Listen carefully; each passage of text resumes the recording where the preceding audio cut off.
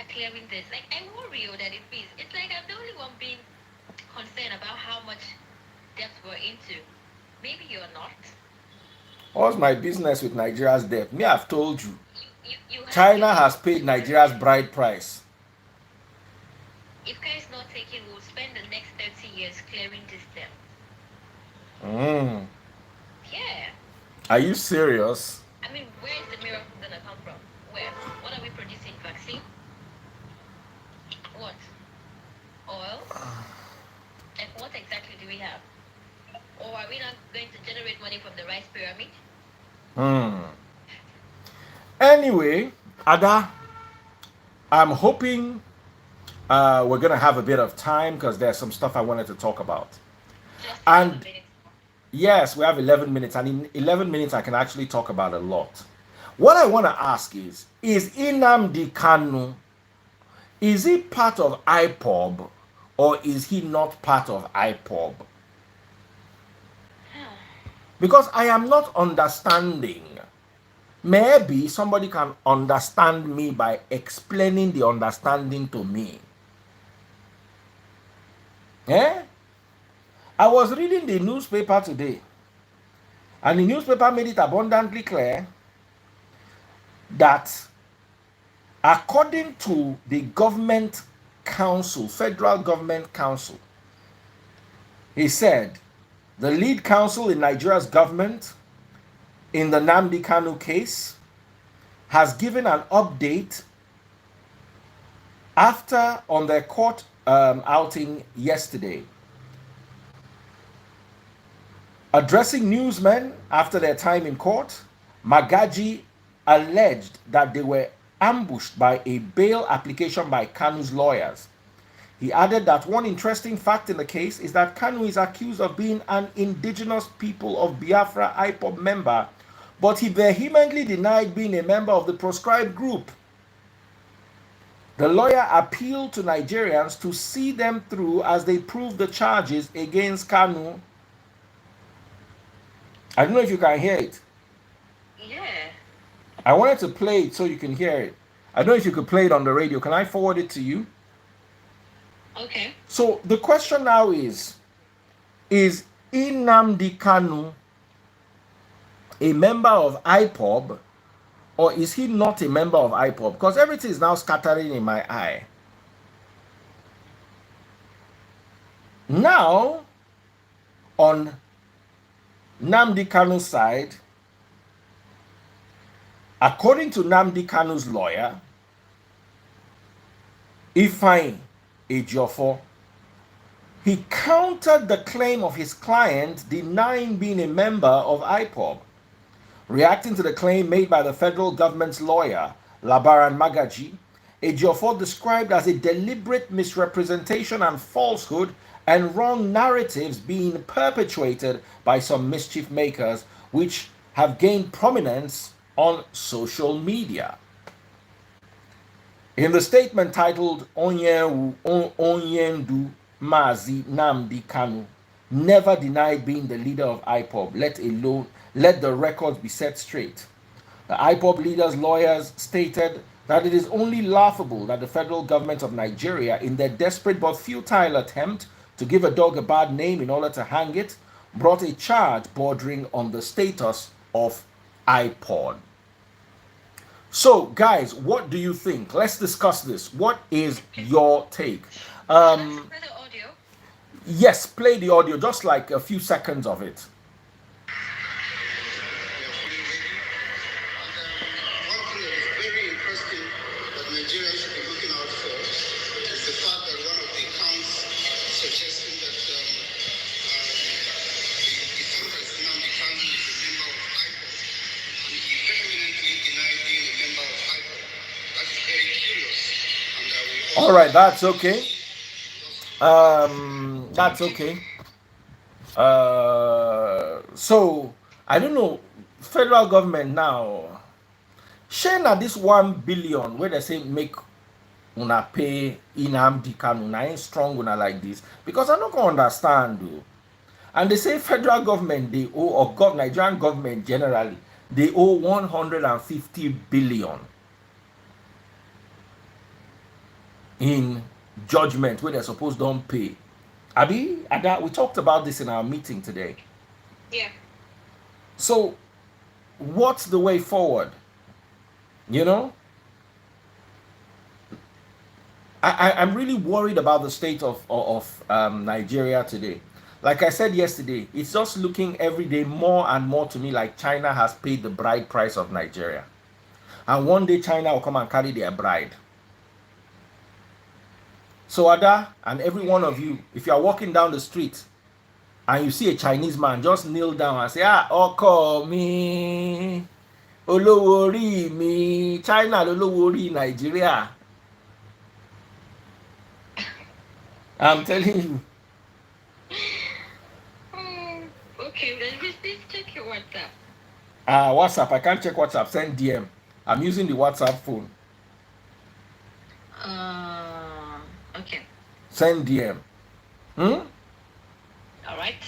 So guys, this is a very serious, and then Abdul Salami Abubakar earlier on said that they should be careful not to increase fuel prices. So I'm like, do they want to increase fuel prices?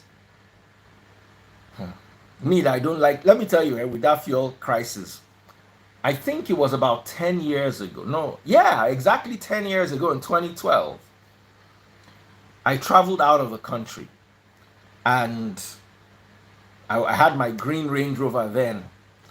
The green Range Rover was on like quarter tank.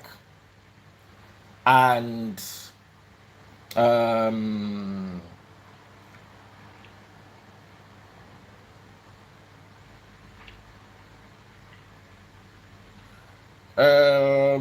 Ada, Yeah.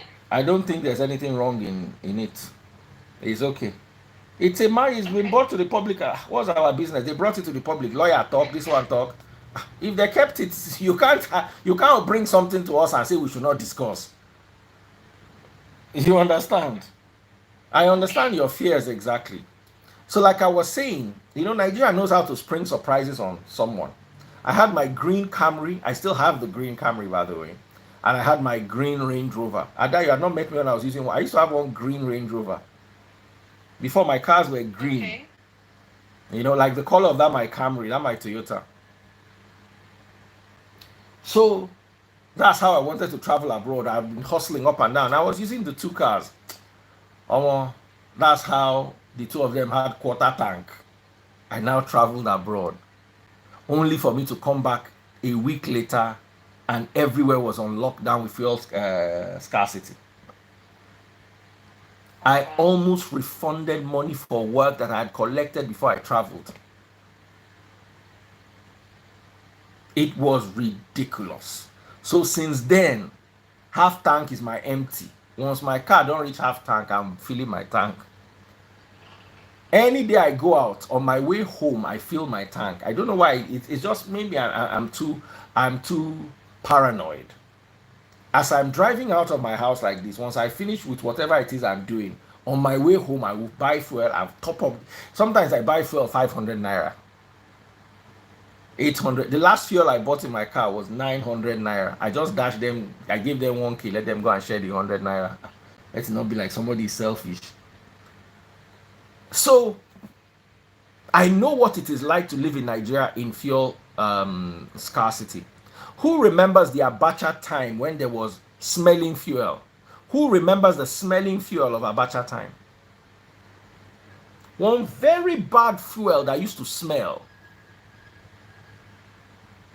Who remembers that time? Ada, do you remember it? Don't just bother. Don't just say anything. I'm teasing you. Let me.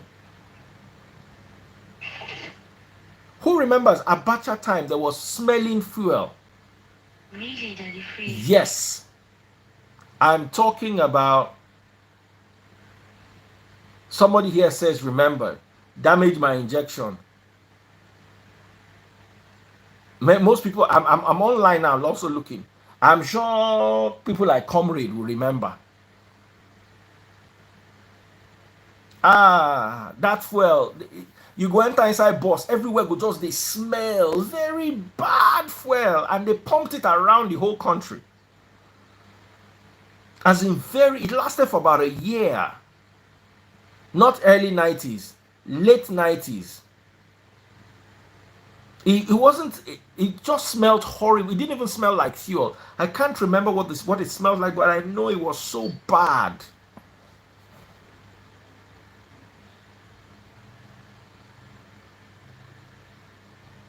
No, not 93, 94. Not 93, 94.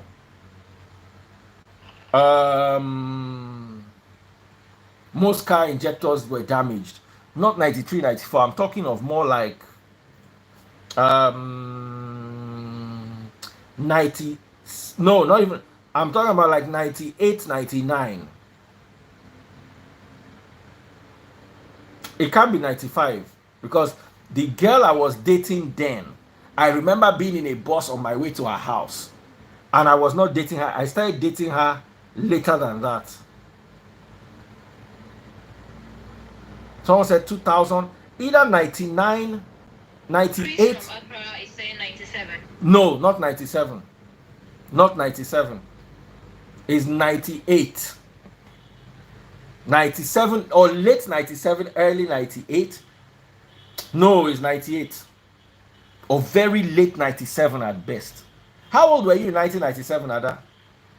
Oh wow, really, Daddy Chris. Talk now. Someone said it's 98. Yes, I remember clearly it's 98. Late 97, early 98 probably. And the fuel scarcity then was so bad. As in, guys that had AC in their car would go and disconnect the AC. Nobody was even driving with AC again.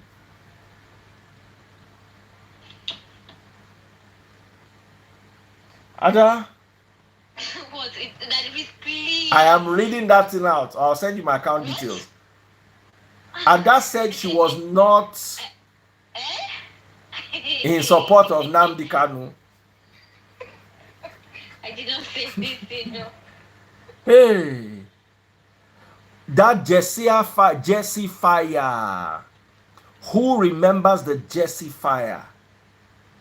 Where a pipeline, I don't know if it was a pipeline exploded and like 3,000 people just roast. Ah man, the 90s were a messed up time. Oh. This time, let me ask guys, do you know why I brought this up? Because I want to ask, this 2022 where everything's strong and the 1990s, which was worse? Guys, be honest, which was worse? Someone said 4,000 people. As in, you just see people roasted down, as in it was so bad. And that Jesse fire burned for days. There was the Ijaw, Itekiri crisis. There was the Ife, Modakeke crisis. Someone said now is worse. I don't think now is worse. So, is now really worse? Someone said the 1990s they worse. Let's discuss 1990s or now. Which is worse?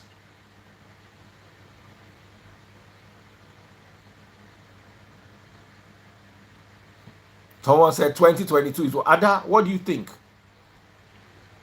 I am going to be very honest. Then I was pretty young. I mean, clueless of what was happening, economy-wise and everything. So maybe I wouldn't really know because my parents were responsible for practically everything about me. So it's going to be hard for me to tell if the country was worse or better than now. When it comes to fuel supply, this is better. You don't know what it was like then. I grew up in the 90s. I was in the university in the 90s. I gained admission into the University of Ibadan in 1995. So in 1997, 98, I was in my second or my third year when there was out smelling fuel. Baba, you and Danfo driver go be paddy. No how. Let me tell you, I learned how to drive Danfo in what is it called?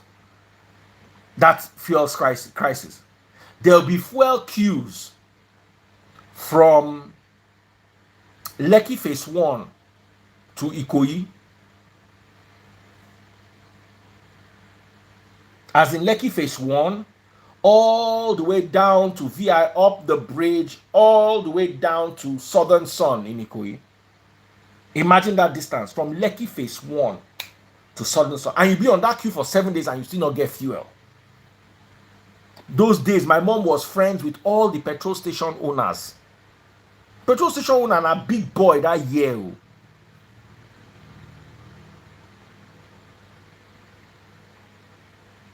Then, the worst thing again was, as in I remember those days, you'd be in a queue for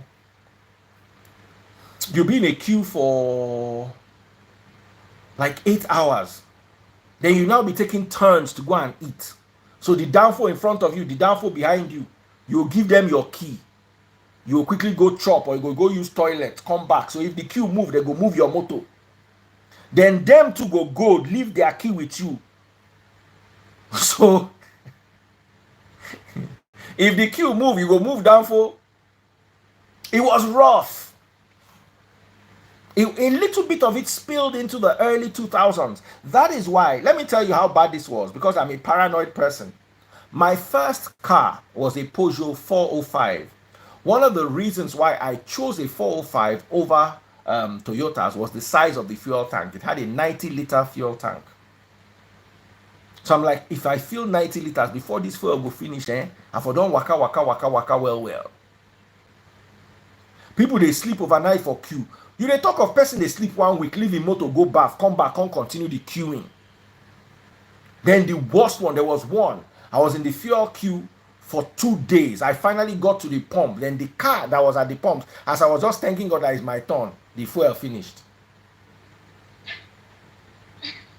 You go cry. I literally burst into tears. Then the worst one was one day I finally was able to buy this fuel. I was now going home. They now caught one witch and they wanted to burn the witch. They now say I should give them my fuel. Fuel that I queued for 2 days to buy. You want to use it to burn witch. Me, I was like, leave this witch. Any blood which she want drink, make she drink, make she not just touch this fuel. Say blood is cheaper than fuel. Let her take blood. I want to fight me. They say lie. I turn off. I say lie. She be winch. I say she go drink blood. Make she take my blood. This fuel make she not touch near lamb. So, what am I trying to say? I'm a 90s kid. Many of you people shouting, "Oh, Nigeria is bad." Nigeria. You do not see the 90s. Oh. I'm not in any way going to undermine the suffering that people are going through now. I'm not going to in any way say that I'm not in any way going to say that this time is, but man, the 90s, nah. Someone said no matter what happened then, it is worse now. You did not live then. Many of you are children. Many of you were not even born. Many of you were not even born. You are saying now is worse than what you did not know. So Ada, that's as far as I want to do. I want to close the radio. You're taking 7 minutes of my time. I'm sorry. You okay, do you remember this Jesse Fires? Oh yeah, I sent you the link, Abby. Yes. I've seen the pictures because we saw the gruesome pictures. I didn't grow up in the 90s. I was a grown man in the university. I turned 21 in 1997. Just to understand how old I was. A 21-year-old man, old enough to go to jail for a crime, old enough to get married, old enough to vote, old enough to own a business, old enough to stand for myself. I was 21 in the 90s. I was not a baby. I was working, I was in school. Someone said standard of living then standard of living was poor. Really? Yes. But some of the people I talked to that were actually adults at that time, they said it was way better, and the currency naira had more value as compared to now. It was. You see, let me tell you, it's like now 1 naira is $570. What $570 could buy now is the same. That naira then was. Do you know what my salary was in BCOS? 1,500 naira a month. Oh, you could do a lot with I that. could not do anything. Let's stop lying to ourselves. I couldn't do shit. Now there are kidnappings and Boko Haram and all that. Yes, that's the difference. That's one thing I'll say is better. But the economy was the same. It was in shambles. And I'll even say now is better because there are opportunities. Then there were no opportunities. You couldn't even travel abroad. OPC. Thank you. That's that year.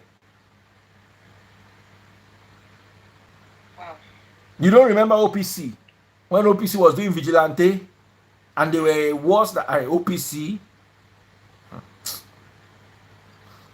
Someone said then was better is a lie. OPC with Frederick Fashion. What was the gentleman's name? Someone said I buy full loaf of bread for 10 naira. Yes. To get that 10 naira at that time, now they follow you talk. How easy was it to get that 10 naira? Bakassi Boys too, yes. I remember that Bakassi Boys too existed in the Niger Delta area. Yeah. It was worse then. Now is a bit. There's a bit more insecurity, but even then, you see, I don't know how you people are judging this thing. Can we just stop being forgetful Nigerians? We too they forget.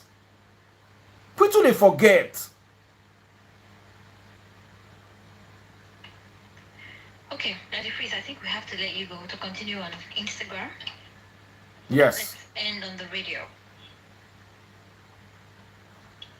All right. Okay, Daddy Freeze, thank you very much. Take care. All right, you too. Good night. Good night. Anini was in the 80s. Anini was not in the 90s. I want to see. Victor, you should be my age. Now it looks like it's worse because there's social media.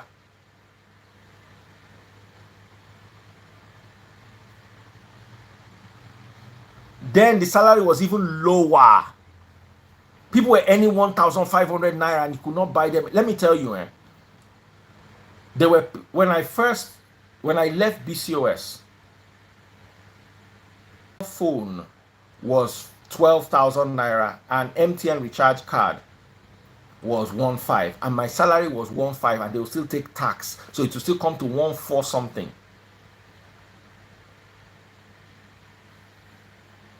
The only time I can say Nigeria was better was between 2001 and 2014. No, 2001 and about 2012. That's when the decline started.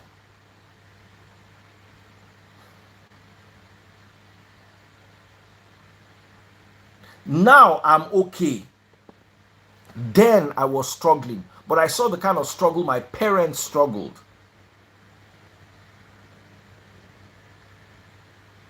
Simply Vic, where are you? Send me a letter.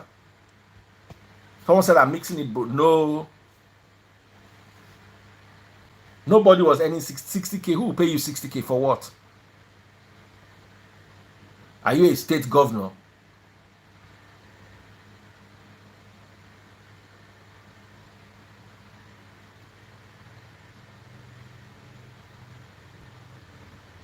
SIM card was 30K. Thank you when it first came out. No, it started. Nigeria became better in 2001. And then opportunity started as GSM came. Things also became better. Banking system improved. Stock market became more vibrant. The oil and gas companies were doing well. But between 1990 and 2000, financially, economically, it was worse than this. Unless this one wants to get a little worse. As it is now, Someone said, put me on live. You don't know, say they charge 1 million naira for my live. You know, see the kind of people where they carry come my live. Obi Kubana then put me on live. See your mouth. Why you don't go live by yourself? If not so they put me on live. Because they talk anyhow. You don't even get respect. Put me on live. Oh baje. Koda ogo.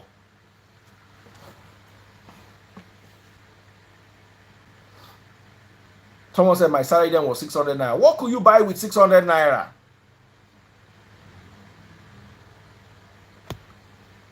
That MKO death period, God bless you. Nigeria was hell. The worst, you know, now at least you can travel abroad. That time, Nigeria locked. You know if you come out. We were locked in. No, I'm not joking. No. Nobody won't talk. Everybody they run. As in, if you are going to be honest, was Nigeria better then or now?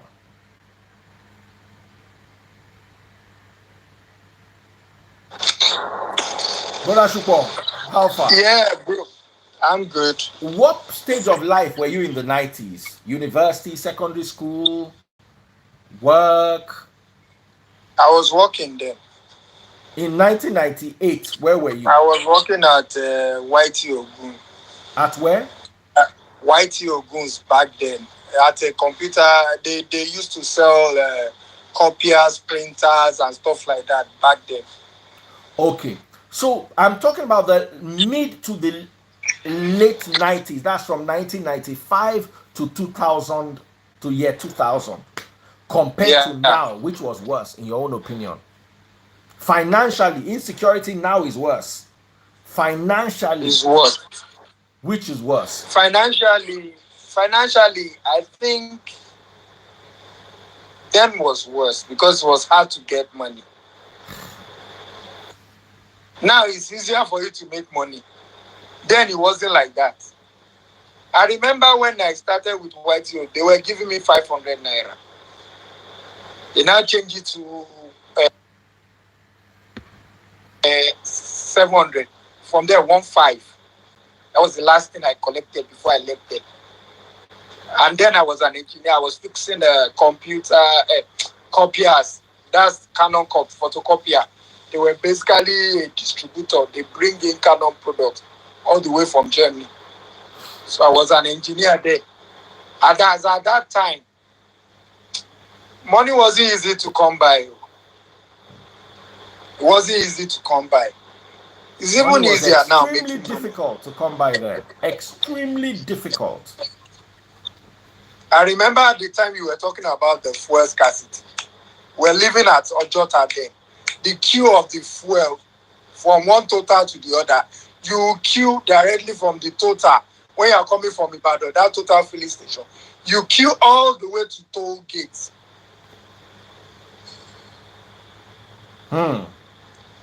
You now be pushing your vehicle because your fuel is almost done. You push it all the way from the beginning to the end. Some people will sleep in the car. Some people will go home. By the time they go home, they start selling fuel. People would have moved their vehicle from the back and go to the front because the owner of the vehicle was not around. It was worse. Nigeria is much, much better now. But in terms of security, security then was a bit better. Not so much better. Then was a bit better because then had its own security challenges. Yeah, the security challenges was basically different from now because during the advent of telecoms, when because even, let me ask you a question. Why were they Bakassi boys and why was there OPC if everywhere was peaceful? There was the police were overwhelmed. They could not contain crime. Back then, the population of police to the citizen was very, very low back then. It's recently that they employed more people into the forces. Have you forgotten Operation Sweep? Bubamaro's Operation Sweep? You forgotten Vigilante. Everybody do Vigilante for area. Everybody. They brought the Operation Sweep. that he now did a joint task force with the military, Yes. the Air Force, Navy, all of them will be in the same vehicle. That was the way they could actually cause crime. So it was unsafe, it was dangerous, it wasn't kidnapping, it was just robberies. It was robbery. That was And the time of very the Anini, violent Anini robberies. and Co. Monday Osubo. No, Anini. Anini and Monday Osubo were in the 80s. That was about 85. And those were the ones that gave them morale that they were robbing. It was after those people were successful Yes. that a lot of people sprung up.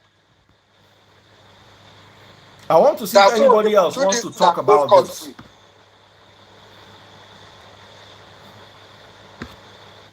But please, you have to have experienced the 90s to talk. One more call. Anini was 85, yeah. Late 85. Yes, 85, 86. There were lots of bank robberies. Oh.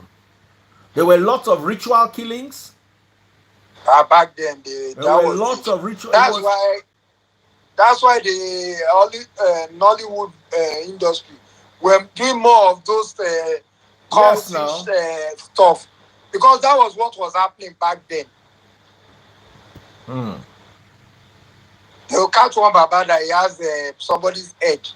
Yes, now when people are dressed like mad people, so that they can be doing all sorts of madness. That madman, what's his name again? Clifford Orji.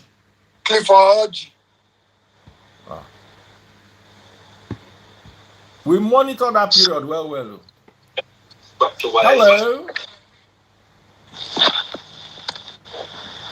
Hello, Daddy Freeze. Hi, what's your name? Hi, how are you? How are you doing? What's your name? My name is Nene. Nene, is it my same Nene? She's my cousin.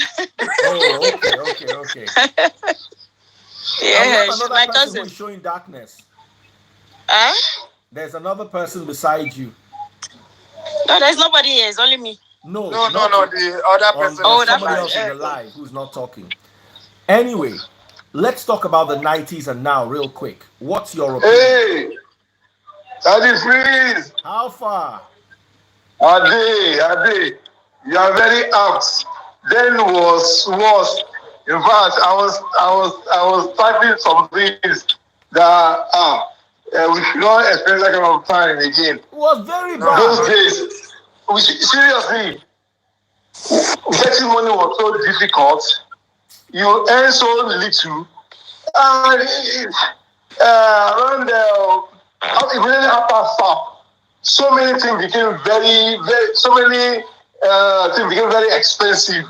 You could not buy things. I remember I saw my father's payslip one day. I was like, whoa, I'm 48. But when I look at the payslip, what he was earning some years back and what I was earning when I started work, I started working in the year 2000, my first banking job, and I was earning as like 8,000 naira. After a while, it became 10,000. I could not do anything. I could not rent house. I could not do it. How do you even dream of buying a car? Car.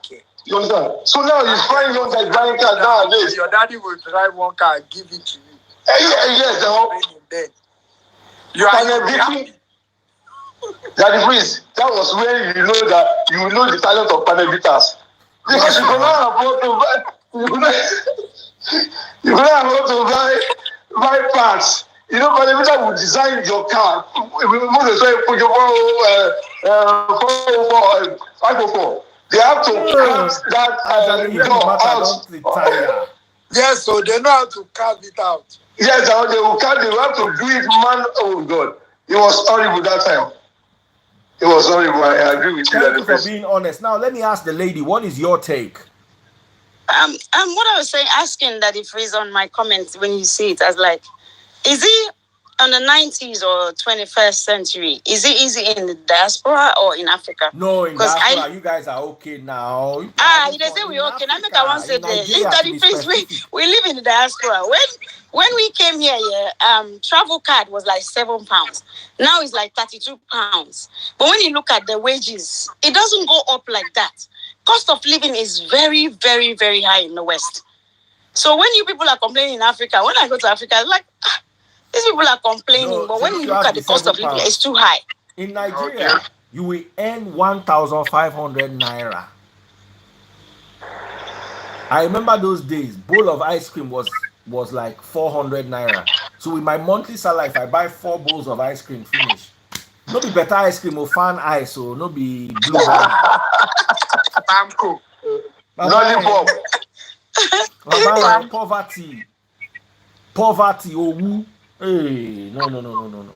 Of course, but there's a lot of things that it frees that we pay for in the Western world, in the diaspora, especially in the UK where I am. You people don't pay for it. Like in the UK, you pay for parking your car, you pay for road tax. Road tax, you guys pay for all this road tax we pay for. There's so many things. Insurance, there's compulsory that you have to pay for this insurance, that insurance. There's a lot of things Africa they don't pay for. If you have your own house, you don't pay for council tax. You don't pay for service charge. No, we do pay for council tax. So when you have your house, it's what they call land use charge. Really? Yeah. Land use charge. It used to be tenement rate. Tenement rate, yes. But what is the cost that you pay for council tax? On top this matter because Nigeria matter. It's a yearly thing. You pay it yearly. Nigeria matter go tire person. Thank you. Because today I was listening to you that you freeze. You and the other people were talking about how much you are paying for your water and your electricity. When you compare to the diaspora, I'm telling you, all your money, by the time they take your salary, everything comes out, nothing leaves. I swear, you have to do a second job. It's not easy. It's really not easy. Wow. Especially if you have family back home. We're gonna have that conversation tomorrow, hopefully, or maybe on Saturday. Make sure you're around. You are using your cousin's Instagram. Because I'll give you an itemized bill. When you cut everything, there's nothing left, and then you have family back home. Send me a DM. Let's plan it properly. And because you have family back home that you have to look after. So we have 2 responsibilities. Not only our bills in the UK, but then we have family back home. You're paying school fees, you're paying rent for your family. Come on, what happened in the UK? What happened in the UK? My cousin told me about the UK. Mm-hmm. Anything you are earning is tagged to what you are earning and what your bills are. They are tagged to each other. Because you can't earn more than what you can't be having excess. You can't have excess. That's the way they did it. All right, guys, we're going to have this conversation soon. Thank you so much. Take care and God bless. Take care. Bye-bye. Yo.